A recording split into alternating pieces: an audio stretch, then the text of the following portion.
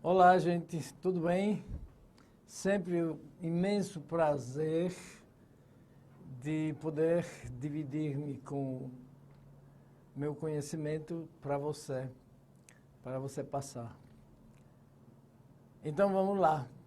A segunda aula do terceiro grupo de aulas, que trata também do período da mineração, mas principalmente o apogeu da mineração, que ocorreu justamente com nada mais, nada menos, com Marquês de Pombal. Bem que tem uma historinha.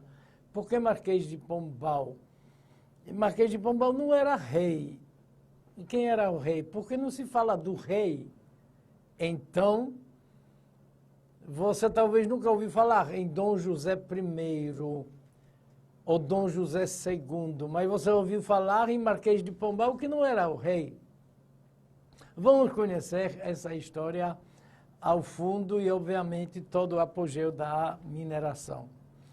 Nós vamos conhecer, portanto, o governo de Marquês de Pombal e, finalmente, no final do seu governo, claro, nós vamos ver o período da decadência da mineração.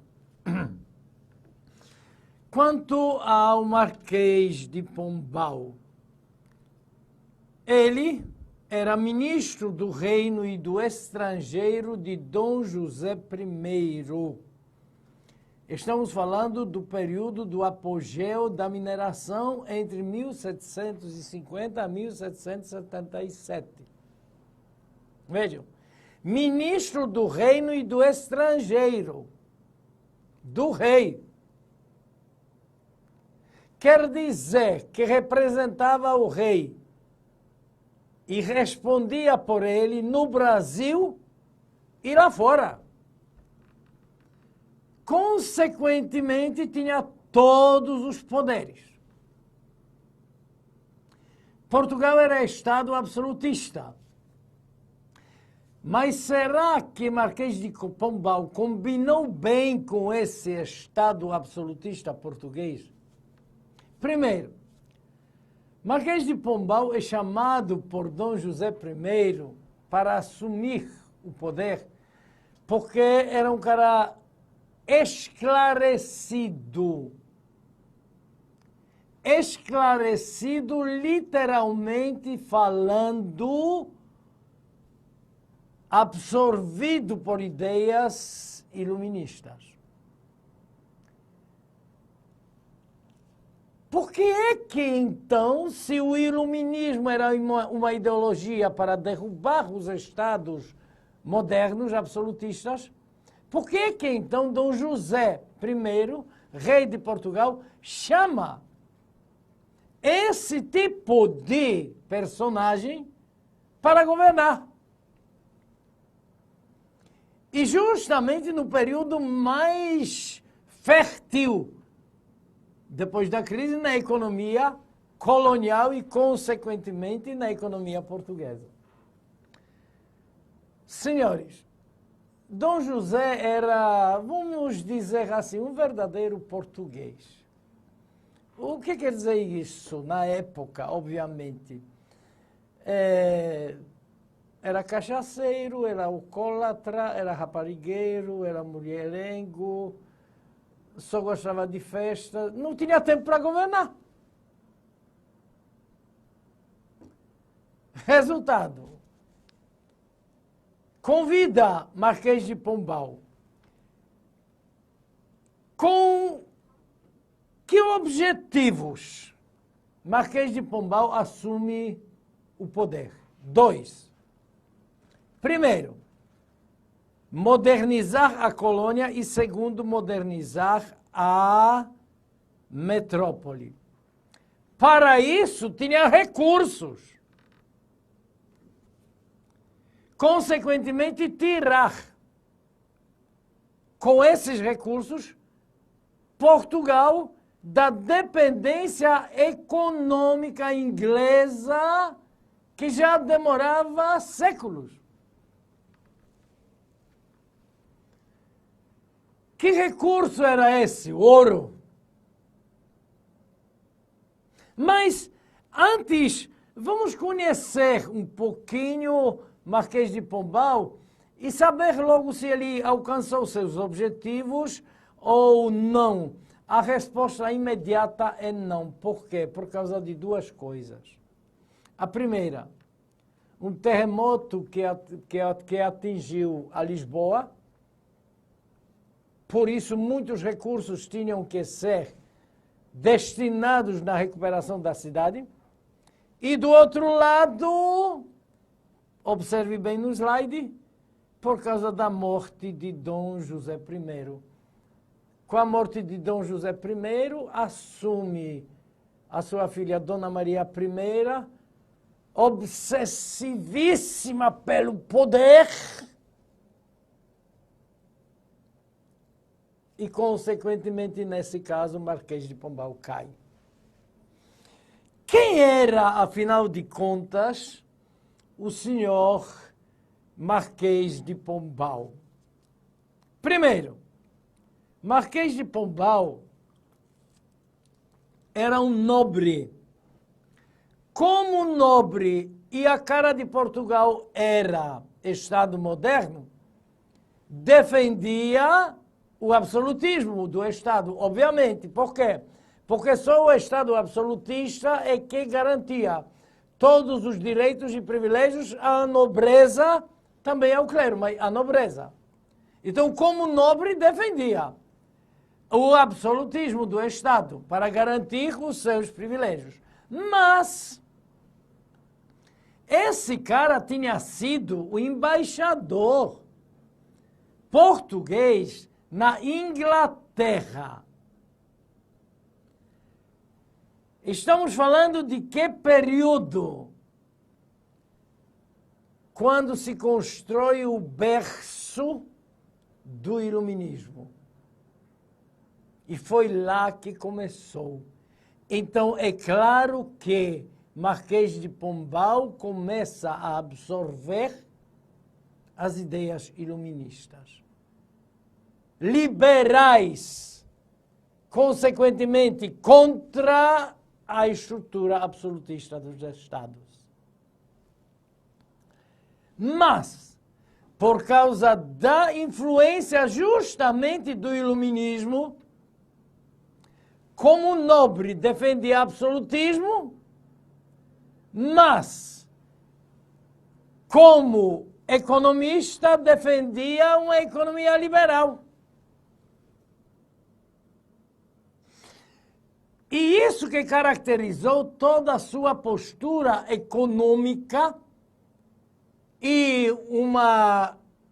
um certo grau de desenvolvimento, investimento e prosperidade por causa do ouro, tanto na colônia como na metrópole.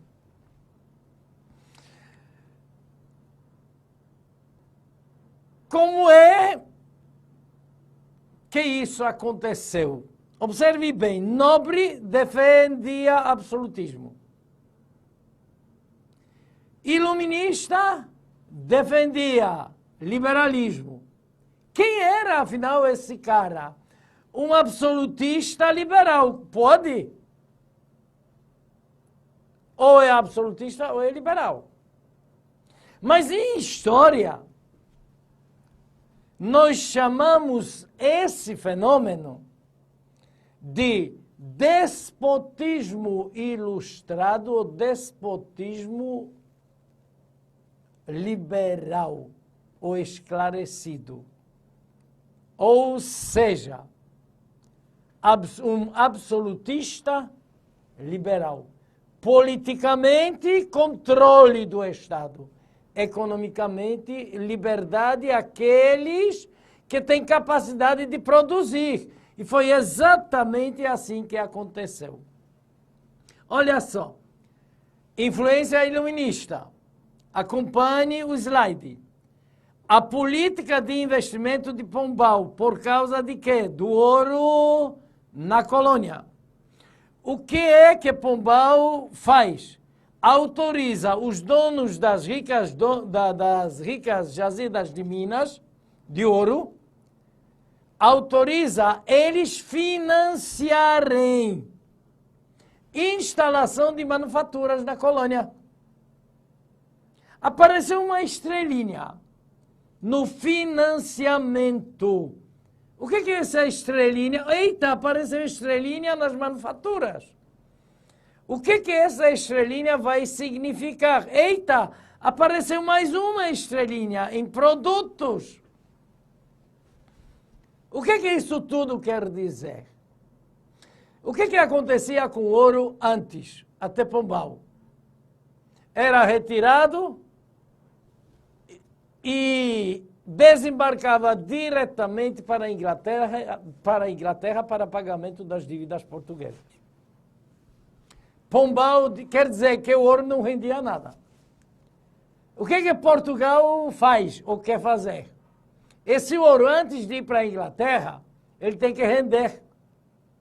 Então vamos fazer o seguinte, eu autorizo vocês, ricos donos das minas, a gastarem para financiar manufaturas para produzir vários produtos. Ora, para ter o direito de financiar, o governo tinha que autorizar.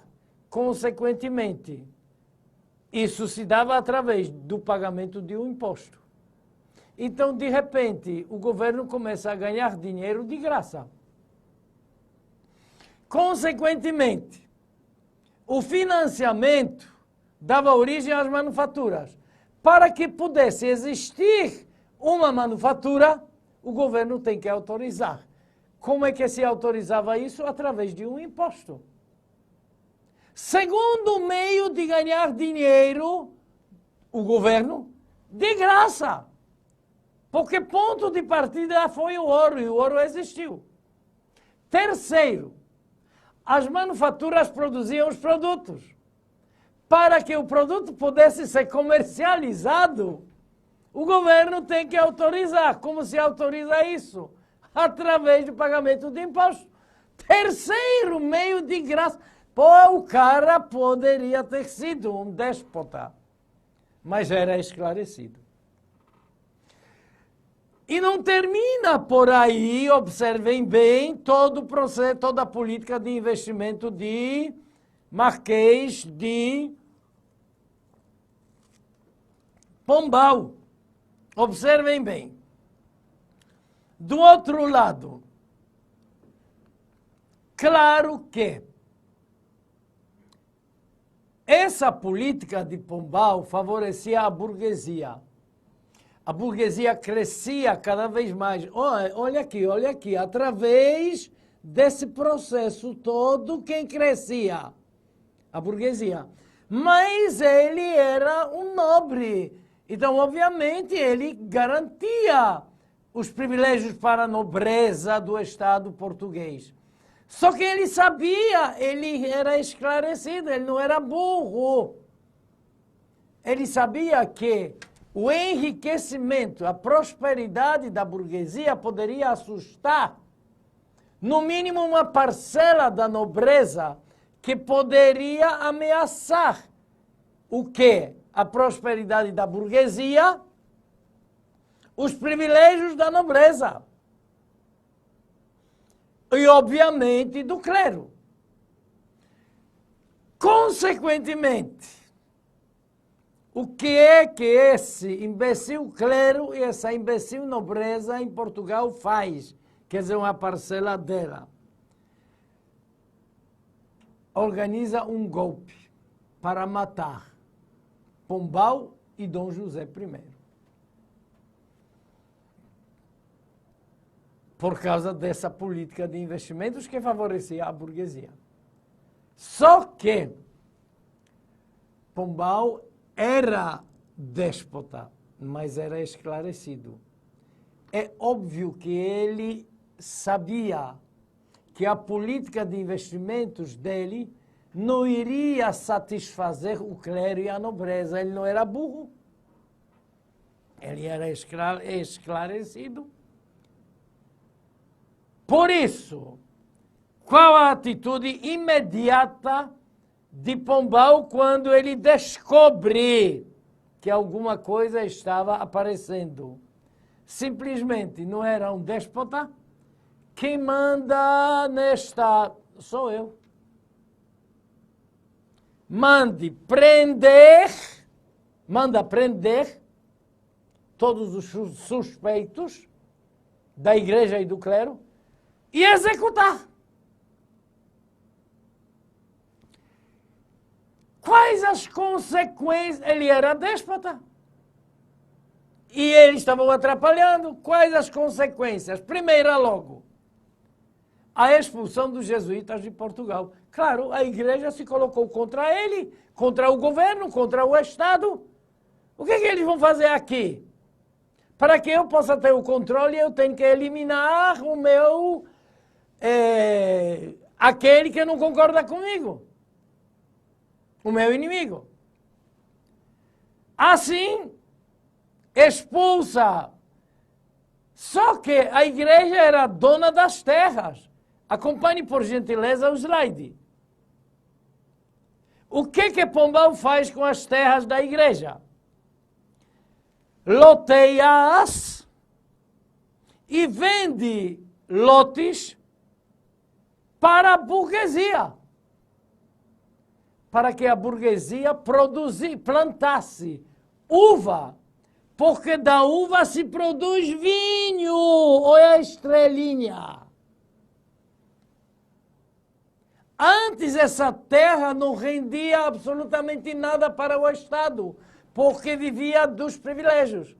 Agora essa terra, de repente, de graça, produz, dá dinheiro. E ainda no governo de Marquês de Pombal, Portugal assumiu o monopólio na produção de vinho na Europa. Observem bem, tinha o próprio rótulos do vinho de Pombal e assim sucessivamente. Vejam bem, esse é o mapa atual da produção de vinhos em Portugal. Tudo começou com Pombal. Quer dizer, a política de investimentos de Pombal levou ao desenvolvimento e prosperidade, não só em Portugal, como na colônia, obviamente. Mas, vejamos, tinha jesuítas na colônia também, no Brasil, que estavam afinadíssimos com os jesuítas de Portugal. Igreja. Política de Pombal. Resultado, o que Pombal faz? Expulsa os jesuítas do Brasil também. Só que os jesuítas, nessa altura, no Brasil, já eram donos de terras, das missões, da educação e do comércio do excedente das missões. Já sacou? Deu para perceber? Quanto lucro para o Estado português veio por causa da expulsão dos jesuítas do Brasil. Vejamos, então, as missões, primeiro. Simples, quem vai assumir as missões agora? O Estado. Então, quem vai obter os lucros do excedente da produção das missões? O Estado. Além disso, Pombal criou o Diretório dos Índios para substituir os jesuítas na administração das missões, porque o Estado mesmo ele não sabia fazer isso, mas sabia ter o controle sobre os índios. Mais um meio de ganhar dinheiro de graça. Segundo, os jesuítas no Brasil eram donos da educação, donos dos colégios dos colonos, obviamente. Quem assume essa educação agora? O Estado. O que o Estado faz? Cria leis que favorecessem a educação. O subsídio literário.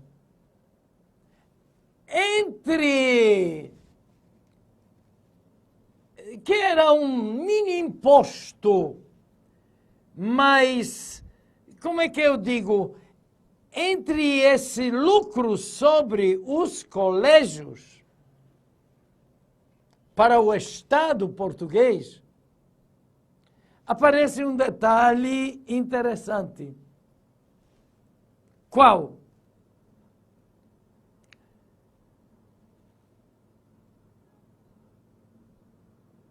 A educação passou a ser laica, ou seja, leiga. Isto quer dizer o quê? Que o Estado assumiu a educação sem nenhuma influência e interferência da Igreja, obviamente. Além disso, Marquês de Pombal também, para ter o controle sobre toda essa sua política, vê que o cara foi um gênio. Claro, para a época, o que ele faz? Onde era ponto de partida da política de investimentos? No ouro. O que ele faz? Ele quer ter o controle sobre o ouro. Para que o caminho que esse ouro possa percorrer, obviamente seja correto para dar sempre os lucros. O que então ele faz? Transfere a capital de Salvador, distante pra caramba da região mineradora, para o Rio de Janeiro. Logo aí, periferia das Minas Gerais. Com isso, passa a adquirir, ou passa a assumir, total controle sobre o ouro. E ainda, para dar, vamos dizer assim, estiga e aplausos ganhar da expulsão dos jesuítas e consequente sucesso na educação, ele faz uma reforma educacional.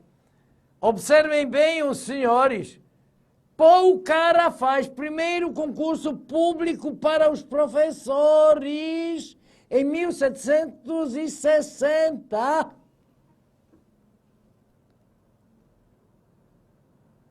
Que espetáculo! Antes quem era responsável? Jesuíta. E quem disse que todos jesuítas? E quem disse que todos os jesuítas eram cultos, sábios e sabiam transmitir o conhecimento? Do outro lado, criou o Plano Nacional e Subsídio Literário, justamente para, vamos dizer assim, custear a educação e ter o retorno dela através de subsídios. Finalmente, para os mais ricos, criou o Colégio dos Nobres. Olha só que objetivo. Olha só o cara investidor, empreendedor. Com que objetivo ele cria? Para os nobres deixarem de viver só nas festas, tomando cachaça, ou seja, vinho, bebendo e comendo, e usufruindo dos privilégios. O objetivo era proporcionar aos filhos da nobreza as habilidades profissionais necessárias para o governo ou para o serviço militar. Quer dizer, preparar a gente capaz de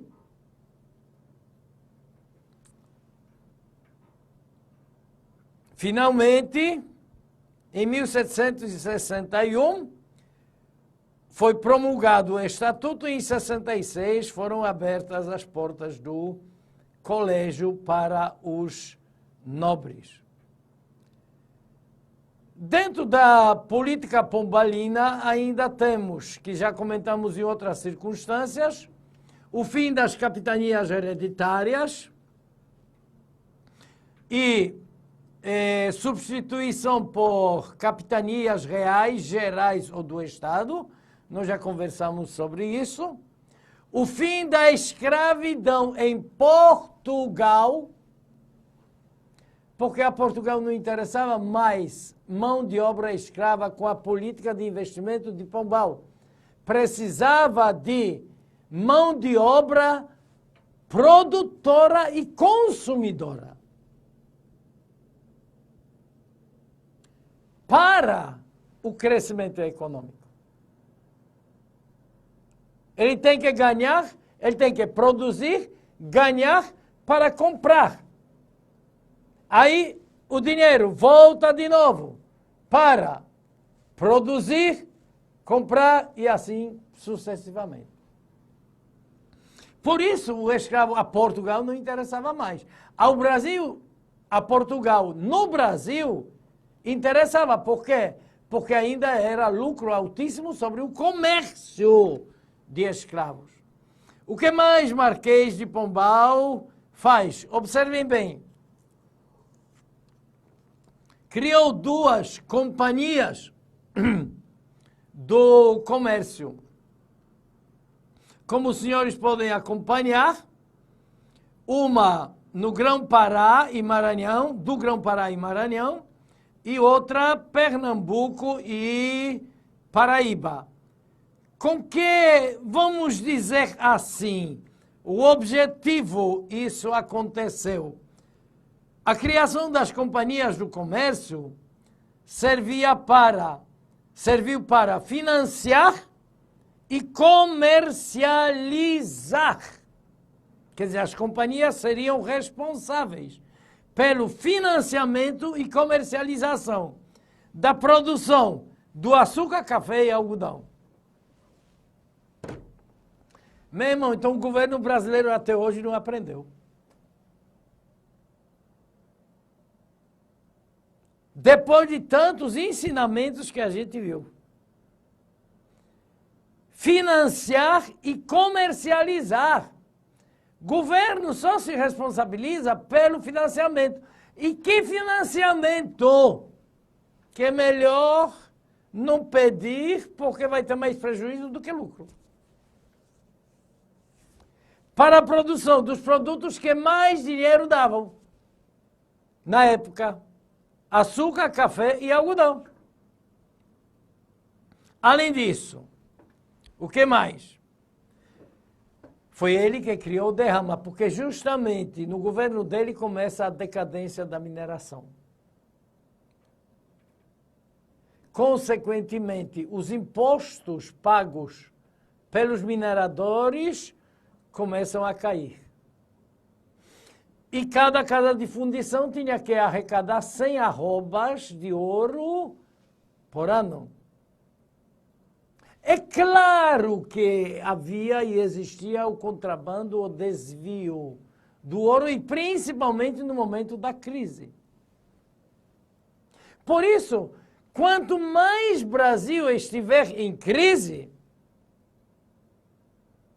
mais contrabando, mais violência, mais despreparo, mais e mais e mais e mais e mais coisas negativas vão acontecer.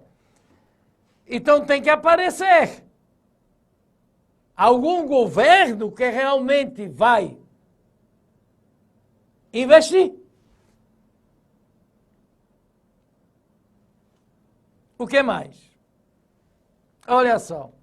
O algodão, por exemplo, era exportado para a Inglaterra e para as indústrias por ele criadas em Portugal. Vejam que investimento, política de investimento. Para quem tinha cara de Estado e Brasil, cara da colônia lascada, explorada, roubada, perdão, do outro lado, incentivou a indústria de construção naval, meu irmão, com a criação de estaleiros, laticínios de anil e de cochonilha também. Completamente diferente de todos os outros gestores reais portugueses. Em 1755, proclamou a libertação dos indígenas em todo o Brasil. Por quê? Para o índio deixar de atrapalhar. E criou lei favorecendo o casamento entre índios e portugueses. Justamente, miscigenando todo mundo, menos conflitos. Mais preparo social, porque índio aprenderia diretamente com seu cônjuge português. Vejam que uma escalada de conquistas superconscientes organizados por ele. Enfim, participou na assinatura do Tratado de Madrid, em 1750, com os espanhóis. O filme A Missão trata desse assunto de uma forma espetacular. Eu sugiro que você possa assistir esse filme, porque ele vai te dar a noção total de toda essa estrutura que a gente está falando nessa aula, por exemplo. Quando, então, através do Tratado de Madrid, o Rio Grande hoje, o Rio Grande do Norte, o Rio Grande do Sul, passa a ser anexo a Portugal, às terras portuguesas, que antes pertencia aos espanhóis. Até aqui, essa parte toda, consequentemente. Isso, infelizmente, vai gerar uma guerra chamada de Guerra Guaranítica, porque nem os jesuítas, nem os índios queriam sair e abandonar as terras que passaram para os espanhóis, que passaram para os portugueses. Qual a consequência? De acordo com o tratado. Então, qual a consequência? Custe o que custar. Marquês de Pombal mandou exército e massacrou. Mais de 30 mil índios foram extintos, assassinados, eximados, que era a chamada região de Sete Povos das Missões, ou seja, hoje o Rio Grande do Sul. Perfeito? E aqui justamente o texto nos conta toda a história que eu acabei de falar para os senhores, e aí, consequentemente, a morte muito violenta de mais de 30 mil índios. Em 1751, Marquês de Pombal manifestou a possibilidade de transferir a capital da colônia para o interior. Inclusive, contratou o cartógrafo italiano Francesco Tosi Colombina, explorador, geógrafo e engenheiro militar, para o serviço de primeiro governador de Goiás, Marcos de Noronha, para elaborar a Carta Geográfica de Goiás, onde realça o valor estratégico do Planalto Central, consequentemente, um local espetacular, estrategicamente falando, para a capital. Então nós tivemos Pombal, primeiro que pensou na mudança sempre ponto de vista estratégico. Depois nós tivemos Dom Pedro II, depois nós tivemos na época da ditadura, e finalmente Juscelino Kubitschek, por ordem dos Estados Unidos, por causa da Guerra Fria, expansão do comunismo, facilidade de dominar a capital Rio de Janeiro, que estava no litoral. Para isso, JK constrói, então, Brasília no Planalto Central. Eita, Brasília tem história, desde Pombal. Participou também na assinatura de Tratado de Santo Ildefonso, através do qual proibia aos franceses utilização do rio Amazonas. E, finalmente, por que o processo da mineração caiu? N fatores. Primeiro, o chamado esgotamento das minas. Por quê? Porque os portugueses eram ignorantes. Não tinham experiência na exploração das minas. Utilizavam as técnicas rudimentares. Além disso, consequências, claro, da mineração. A penetração no interior, drogas do sertão, por exemplo, currais, crescimento das cidades de Rio de Janeiro e São Paulo por causa do investimento, por causa do ouro, desenvolvimento e expansão da pecuária, currais e estâncias, os senhores vão se lembrar, e, finalmente, a redução de escravos por causa da possibilidade de comprar a liberdade ou até mesmo por causa das fugas em massa a partir dos holandeses e organização e surgimento dos quilombos. O que, consequentemente, trouxe mudança na sociedade brasileira através da mobilidade social melhor ou surgindo. E o exemplo bem claro disso é a grande obra de Jorge Amado, A Chica da Silva. Senhores, que o Brasil consiga continuar progredindo. Por hoje é só sucesso para todos. Até a próxima. Tchau.